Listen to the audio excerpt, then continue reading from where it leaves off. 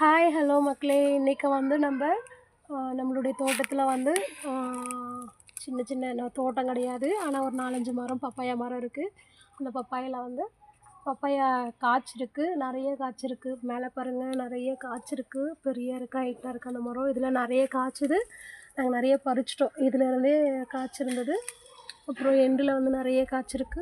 இப்போ பார்த்திங்கன்னா இது அறுவடைக்கு தயாராக இருக்குது. ஆனால் இன்னொரு 4 நாளாக போகணும். இதுவும் அறுவடைக்கு தயாராக இருக்குது. ஆனால் இதுவும் ஒரு 3-4 டேஸ் போகணும். அப்போ தான் இதுவும் பறிக்க முடியும். ஆனால் இந்த பப்பாயாவை வந்து இப்போ பறிக்கலாம். ஏன்னா அப்படியே விட்டுட்டோம்னா இங்கே யாராச்சும் பறிச்சுட்டு போயிடுவாங்கன்ற ஒரு இது தான். ஏன்னா நானும் ஆஃபீஸ் போயிடுவேன், ஹஸ்பண்ட் ஆஃபீஸ் போயிடுவாங்க, பிள்ளைகளும் ஸ்கூலுக்கு போயிடுவாங்க.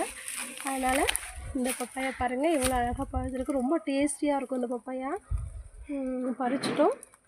ஓகே, இது ஒரு 3-4 டேஸ் நம்ம வீட்டுக்குள்ளே வச்சோம் அப்படின்னா பழுத்துரும். இது நம்ம அப்புறம் சாப்பிட்றதுக்கு தயாராகிடும். ஆக்சுவலி நிறைய நாங்கள் சாப்பிட்டோம். இது வந்து ஃப்ரெண்ட்ஸ்க்கு தான் கொடுக்கலான் இருக்கோம். அடுத்து பார்த்திங்கன்னா இந்த பப்பாயாவும் வந்து ரெடியாக இருக்குது. ஆனால் இன்னும் போகணும். கொஞ்சம் சவந்த பிறகு பறிச்சிக்கலான் இருக்கோம். இதுதான் எங்களுடைய சின்ன தோட்டம். அங்கே பார்த்திங்கன்னா அந்த பக்கம் வாழை நிற்கிது.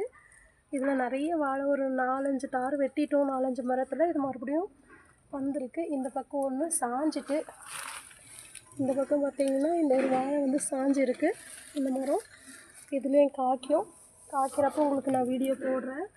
இப்போதைக்கு வந்து நிறைய பப்பாயா பறிச்சிட்டோம்.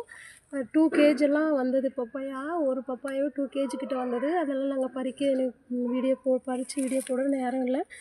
அதனால் இன்றைக்கி கிறிஸ்மஸ் நாள், இன்றைக்கி லீவ் இருக்கிறதுனால நாங்களும் வீட்டில் கொஞ்சம் ஃப்ரீயாக இருக்கோம். அதனால் இந்த வீடியோ போடுறேன் உங்களுக்கு மக்களே. அப்படியே பார்த்திங்கன்னா அந்த பக்கம் கரும்பு செடி நிற்கிது. அது உங்களுக்கு காமிக்கிறேன் நான். பார்த்திங்கன்னா இது கரும்பு. இப்போ தான் நான் போட்டேன். ஆனால் இது பார்த்திங்கன்னா நெக்ஸ்ட்டு பொங்கலுக்கு அறுவடை ஆகிடும்னு நினைக்கிறேன். இது கரும்பு செடி. இப்படியே வந்தீங்கன்னா மாதுளையும் இருக்குது. செடி வச்சுருக்கோம். மாதுளையில் நிறைய பூத்துருக்கு, காய் வச்சுருக்கு. பார்த்திங்கன்னா இங்கே பாருங்கள், இங்கே நல்லா காய்ச்சிருக்கு. அப்படியே இங்கே நிறைய கீழெல்லாம் பார்த்திங்கன்னா நிறைய பூ இருக்குது.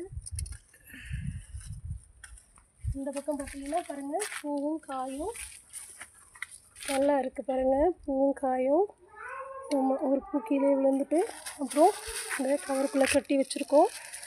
இங்கே ஒரு நல்லாவே மாதுளை வந்து நல்லா பெருசாகவே இருக்குது.